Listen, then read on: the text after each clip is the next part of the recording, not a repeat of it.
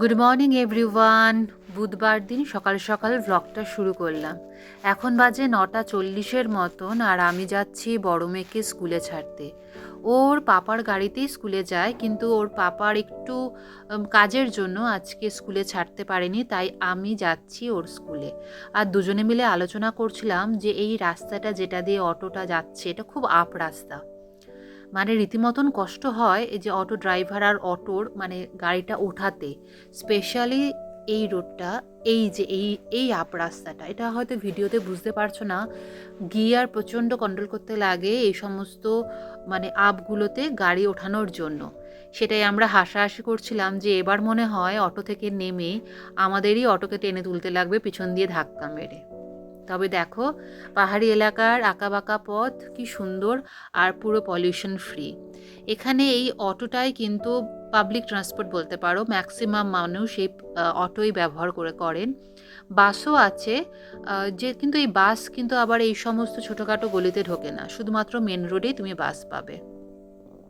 মেয়ে স্কুলে ঢুকে গেছে, কিন্তু আমি অনেকক্ষণ বাইরে দাঁড়িয়েছিলাম। এই সুন্দর পরিবেশটা ছেড়ে যেতে ইচ্ছা করছিল না।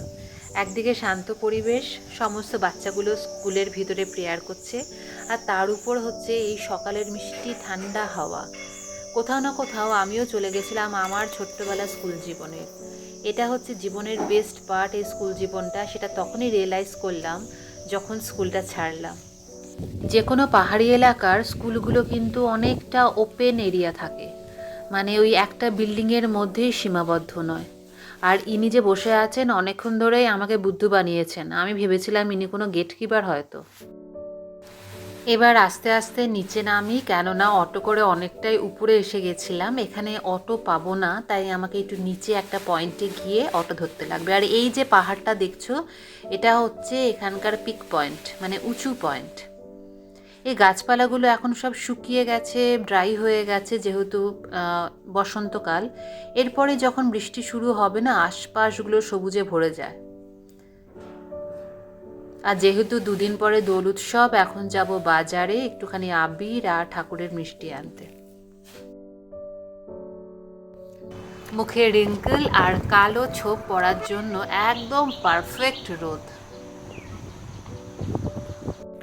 যখনই বাজার আসি অনেকগুলো কাজ একসাথে নিয়ে আসি, যেহেতু আমাদের প্রতিদিন বাজারে আসা হয় না, তাই আবির কেনার সাথে সাথে নিজেরও কিছু পার্সোনাল অফিসিয়াল কাজও করতে এসেছিলাম।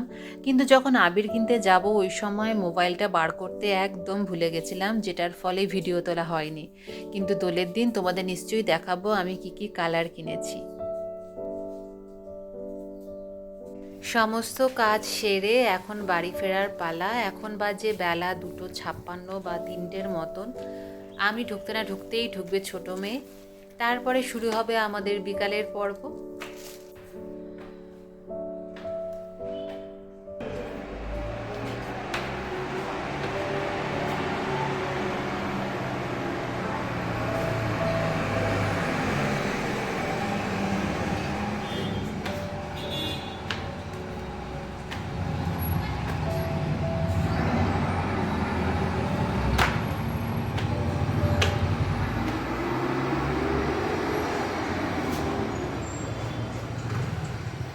আস্তে করে আসো,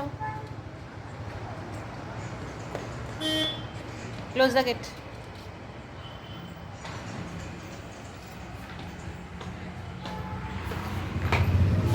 হাউ ওয়াজ ইয়োর ডে? আর টিফিন খেয়েছো? হ্যাঁ, টিফিন খাওনি? ভাগ এখান থেকে, আবার আবার ফিরে যা স্কুলে।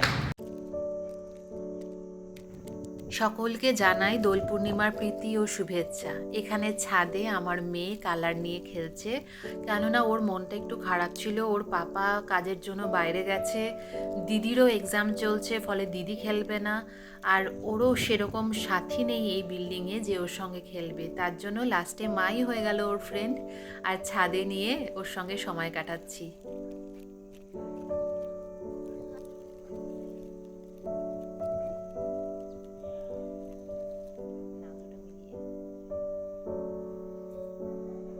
Happy Holi, happy Holi.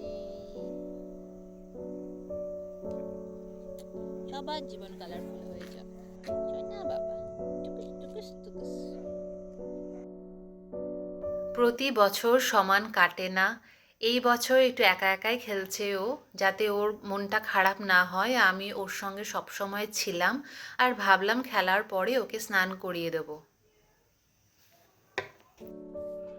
উৎসবে একা থাকবে এটা কখনো ভাবাই যায় না।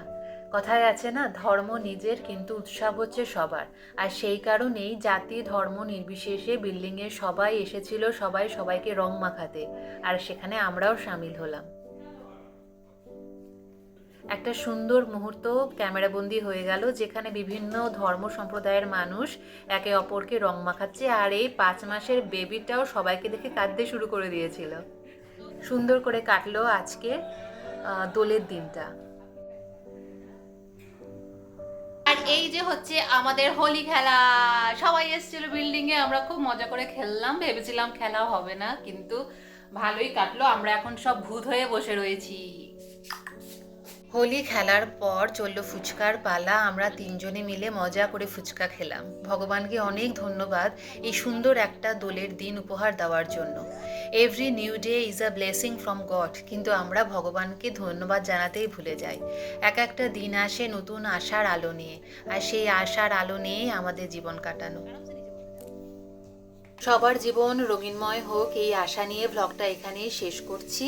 ভালো লাগলে সাবস্ক্রাইব, লাইক অ্যান্ড কমেন্ট করো। নিজেরা ভালো থেকো, আমিও আমার খেয়াল রাখবো, কেননা আমরা ভালো থাকলেই অন্যকে ভালো রাখতে পারবো। Till then, bye by.